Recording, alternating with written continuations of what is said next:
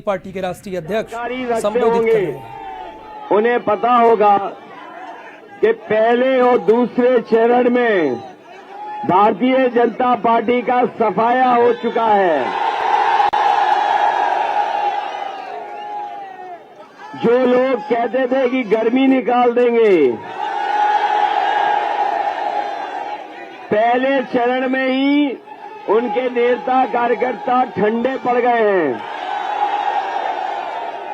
और दूसरे चरण में जिस तरीके से वोट मिला है, उनके नेता कार्यकर्ता सुन्न पड़ गए, सुन्न।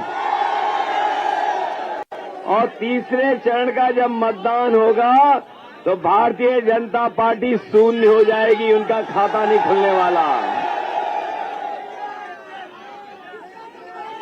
अगर दो चरणों का हिसाब किताब लगाओगे,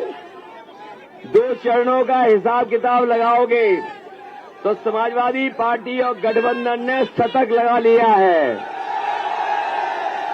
तीसरे चौथे में एक और शतक लग जाएगा और जब सातवें चरण पर पहुंचेगी भारतीय जनता पार्टी, तो इनके बूथों पर भूत भी नाचने वाले नहीं नजर आएंगे। इनसे बड़ा कोई झूठा हो तो बता दो हमें। बीजेपी वाले झूठे हैं कि नहीं हैं? हमारे बीएड टेट वाले लोगों, बताओ बीजेपी के लोग झूठ बोलते हैं कि नहीं बोलते हैं? ये बात मैं उनसे इसलिए पूछ रहा हूं, वो पढ़े लिखे हैं, उन्हें 5 साल बर्बाद कर दिए बीजेपी ने। भारतीय जनता पार्टी से बड़ा झूठ कोई नहीं बोलता। इनके जो छोटे नेता हैं वो छोटा झूठ बोलते हैं, बड़े नेता हैं बड़ा झूठ बोलते हैं, और जो सबसे बड़ा है वो सबसे बड़ा झूठ बोलते हैं। ये बीजेपी वाले कह रहे थे कि किसानों की आय दोगुनी हो जाएगी। हमें बताओ, किसी भी किसान की आय दोगुनी हो तो बता दो। और नौजवानों बताओ, ये बड़े बड़े विज्ञापन लगा रहे थे लखनऊ में, दिल्ली में, अगर आपको नौकरी मिली हो तो बता दो।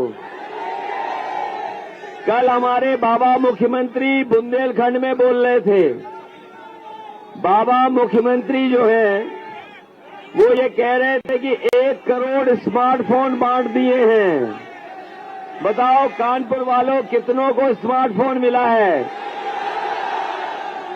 वो तो लैपटॉप भी बांट रहे थे। किसी को लैपटॉप मिला? टैबलेट? इसलिए इस बार नौजवान जो गर्मी निकालने वाले थे, उनकी भाप निकाल देंगे एक एक वोट डाल करके।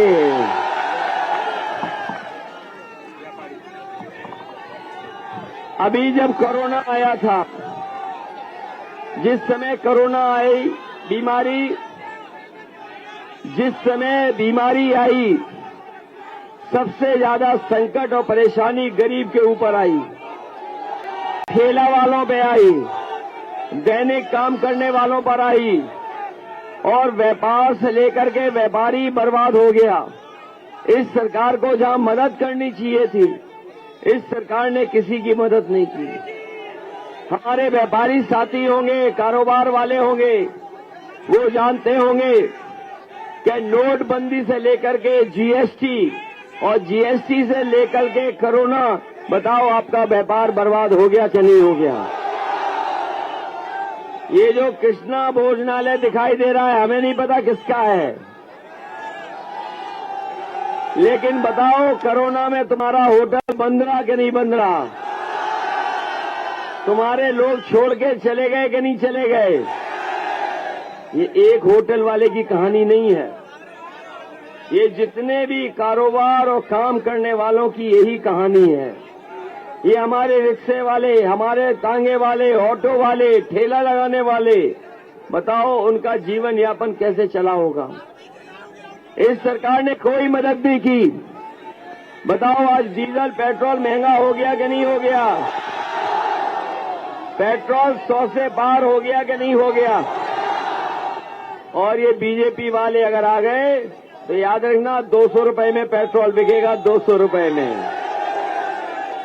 ये कहते थे, ये बीजेपी वाले कहते थे कि हवाई चप्पल में चलने वाला हवाई जहाज में चलेगा। हवाई चप्पल में चलने वाला हवाई जहाज में चलेगा। और जैसे ही सरकार में आए इन्होंने हवाई जहाज बेच दिए। हवाई जहाज जहां खड़े होते हैं वो हवाई अड्डा बेच दिया, रेलगाड़ी बेच रहे हैं। और पता कर लेना कानपुर वालों, ये रेलवे स्टेशन है, जितनी भी कीमती जमीनें हैं और रेलवे स्टेशन भी बेच दिया। बेच दिया कि नहीं बेच दिया? और पानी के जहाज बेच दिए।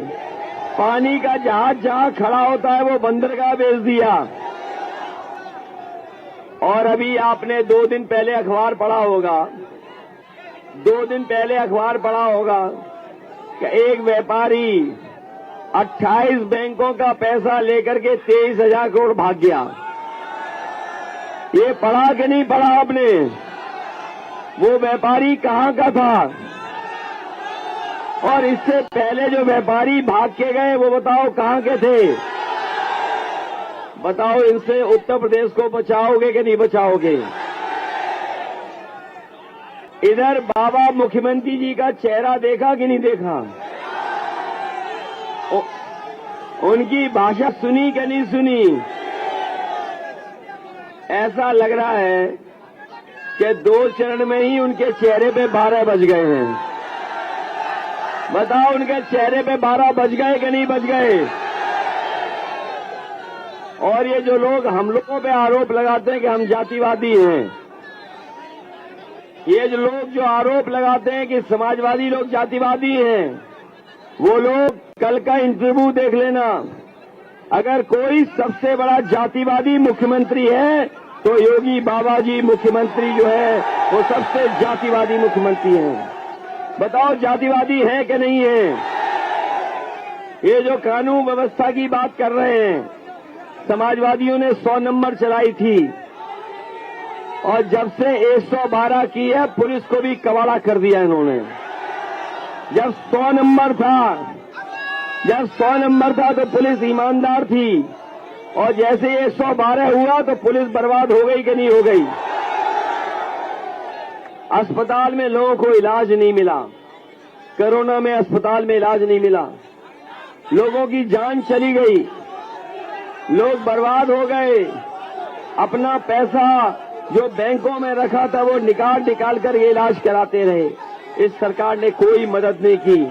जिस समय सबसे ज्यादा जरूरत थी कि हमारी मदद करेगी सरकार,